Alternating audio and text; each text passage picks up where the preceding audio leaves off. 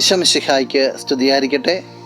പ്രിയ സഹോദര സഹോദരി, നിനക്ക് നല്ല ഒരു ദിവസം നേരിയ ഈശോ നിൻ്റെ ജീവിതത്തെ സമർത്ഥമായിട്ട് അനുഗ്രഹിക്കട്ടെ.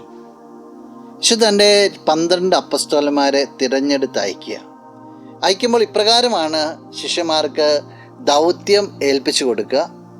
വിശുദ്ധ മത്തായി അറിയിച്ച സുവിശേഷം 10-ാം അധ്യായം 8-ാം തിരുവചനം: രോഗികളെ സുഖപ്പെടുത്തുകയും മരിച്ചവരെ ഉയർപ്പിക്കുകയും കുഷ്ഠരോഗികളെ ശുദ്ധരാക്കുകയും പിശാചുക്കളെ ബഹിഷ്കരിക്കുകയും ചെയ്യുവിൻ. ദാനമായി നിങ്ങൾക്ക് കിട്ടി, ദാനമായി തന്നെ നിങ്ങൾ കൊടുക്കുവിൻ. രോഗികളെ സൗഖ്യമാക്കുവിൻ, മരിച്ചവരെ ഉയർപ്പിക്കും, പിശാചുക്കളെ ബഹിഷ്കരിക്കുവിൻ.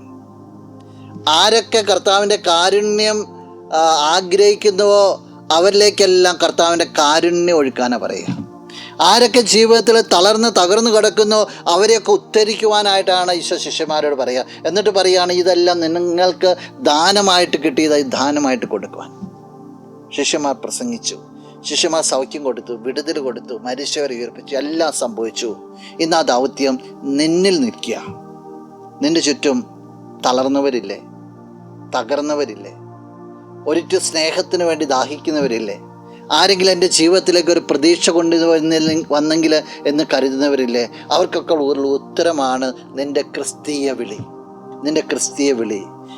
നിനക്ക് ദാനമായി കിട്ടിയ ആ കർത്താവിൻ്റെ സ്നേഹവും കാരുണ്യവും പങ്കുവയ്ക്കുവാനായിട്ട് സഹോദര സഹോദരി നീ വിളിക്കപ്പെട്ടിരിക്കുന്നു.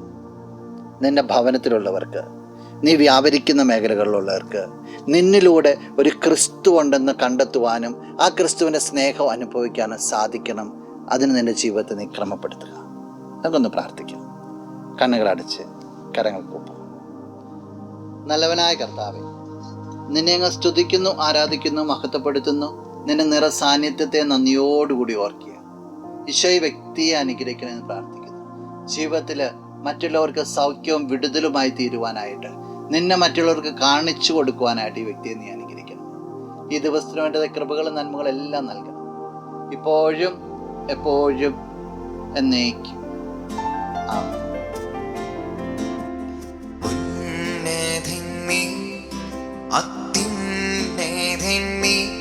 അങ്ങേപ്പോലൊരു ദൈവമില്ല,